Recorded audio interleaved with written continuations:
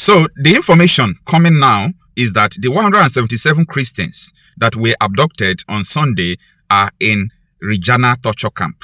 Rijana torture camp in Kaduna State. This Rijana torture camp is a well-known terror base. It is operated by ISIS, linked to the people they call the bandits.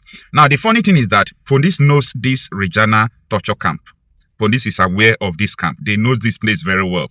Now, in this video, I am going to tell you why I personally believe that police as a body, like Nigerian police force, is complicit to this kidnapping of 177 Christians, or their officers in plurality are complicit to this abduction. So stay with me in this video. Let us dig into this.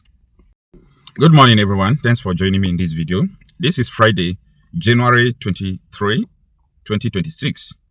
Now, this might be the last video I'm going to make about the 177 persons that were kidnapped, 177 Christians that were abducted from 3 churches, one Equa Church and 2 Seraphim Church.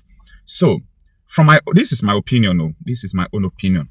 It seems that the Nigerian police force were aware. They are aware of the incident, everything that happened, how these people were kidnapped. Because the latest information that we received is that after the kidnap or abduction of these people, they saw them, residents saw them when they were moving in convoy. After they dropped them down from the vehicle, they were moving in convoy. And at this point in time, the police and the state government, they were denying that nothing happened.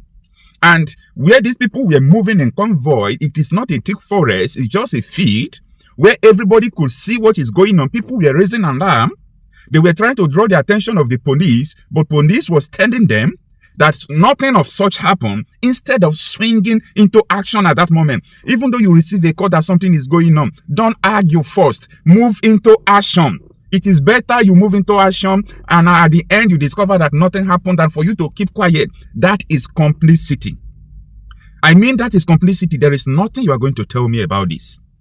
Residents saw them moving in convoy, dragging these people from there where they kidnapped them down. Like it's not a thick forest. They were seeing them. They said they were calling the police. Some policemen that answered lately were telling them they should keep quiet, that nothing was going on. An armed robber came to my house to steal. I am imagining calling the police. Police will tell you that there is no armed robber in your house. No, that does not happen for nothing. No.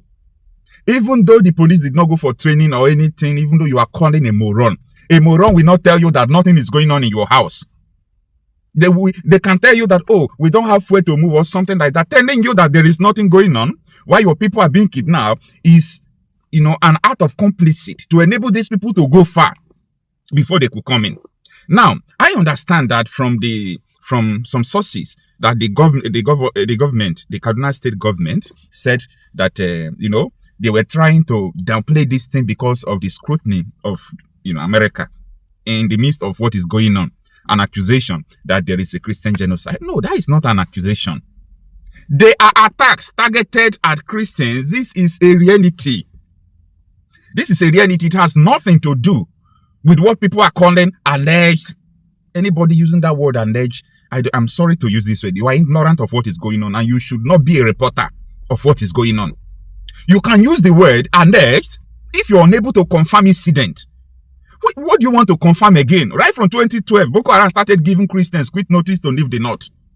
Right from 2012, I don't know what happened in the past, but the one I talk about what I know, not what I hear.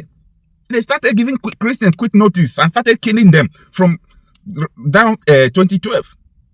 And up to 2025, ISWAP was still telling Christians that they would pay with their blood. And you are telling me that there is nothing going on. It's not Christian genocide. There are attacks targeted at Christians. Former Minister of Communication to Nigeria, Lai Mohammed, as worst as that man was, as bad as he was during the Muhammadu Buhari's administration, he came out to admit that yes, Boko Haram's, ISWAP, all these people are targeting Christians. And the purpose they are targeting Christians is because they want to create a knowledge to people that this is a religious genocide, that this is not religious genocide though. This was what the Minister of Information said. So he admitted that there is a killing targeted at Christians. Your current president wrote to the world during Jonathan administration that there are killings targeted at Christians. Fani Kayode posted that there was a killing or killings targeted at Christians. Reno Mokri did the same. Why must people continue to play politics with human life? It is because there is a clash of cultures and values. It is because there are some persons who are not supposed to be one. There are some people who are not supposed to be living in one country. It's just like if you put the Hindus, Indian, and Pakistan Muslims together today, you will see that the Pakistan Muslims could be killing the Hindu Indians and nothing will happen. And the Hindus could be killing the Pakistan Muslims and they will downplay it. It is normal. This is a clash of cultures and values. And that is why I'm trying to tell the people that, listen, pay attention to what is going on. We are doing the service to ourselves. We are doing the service to ourselves. It is never a crime for people to call for the separation or partitioning of a country.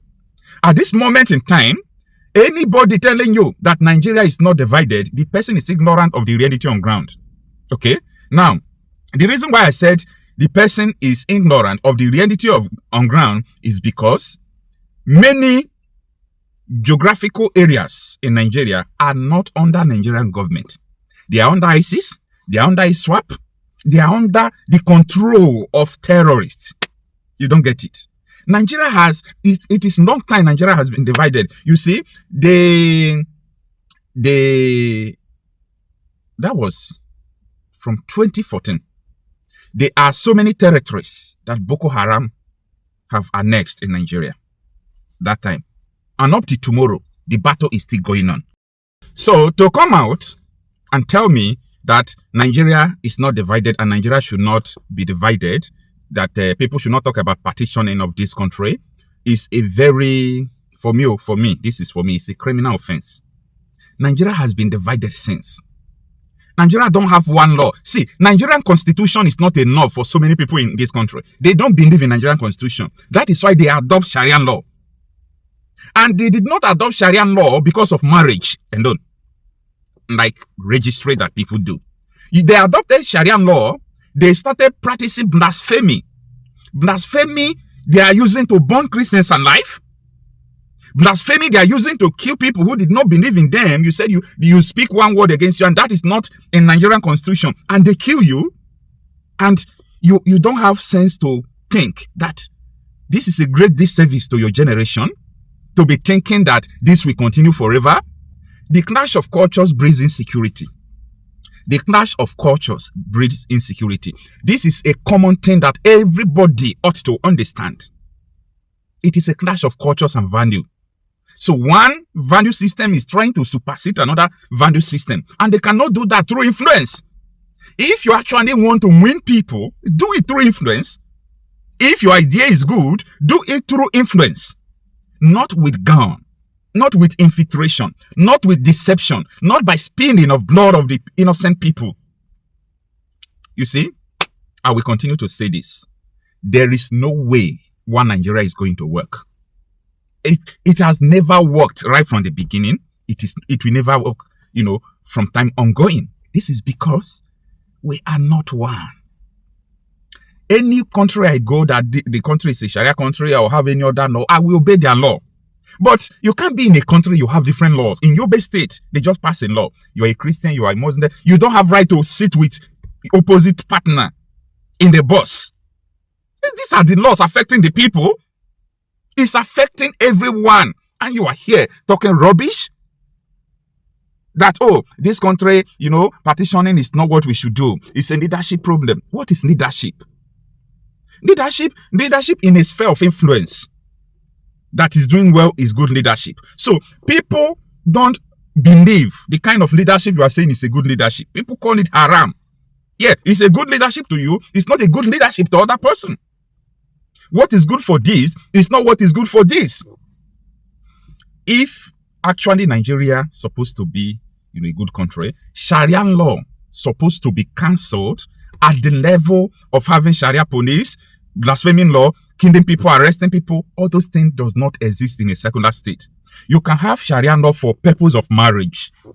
Yes, you can have Sharia law because you believe it is your custom for the purpose of marriage. But when you are using it as a law in a criminal code or penal code, you started using it, blaspheming law, killing people, arresting people, and Nigerian government don't have rights against them. The coup that happened against Nigeria that nobody is talking about is that Nigeria don't have right to stop Sharia law. Nigeria can't amend Sharia law. Nigeria can't tell them not to enforce the Sharia law. This is a coup. People don't know. Guys, so what dragged me into all these things was Nigerian police, in my opinion, was complicit to 177 Christians that were kidnapped in the church because the residents were calling the police. They told the police were denying it. Why on a broad daylight, those people were moving 177 people. You know, where they are moving 177 people is not where they are moving 2 people. So it was so clear. People were seeing it. They were seeing what was going on. Calling police. Police was telling them nothing is going on. So that was complicity. There is nothing. See, if it is a normal, country, commissioner of police in that state, all those police supposed to be one side now in detention, confessing what they did wrong. Nigerian police should confess. Okay, they should confess what happened. They have not been able to tell us what happened. That people are calling you, they are kidnapping us. You are telling them nothing is happening. Is it your father's house that they are kidnapping them? Is it your police station that they are kidnapping them? Oh, because they mentioned that Christians are being kidnapped, right? Enough is enough, though.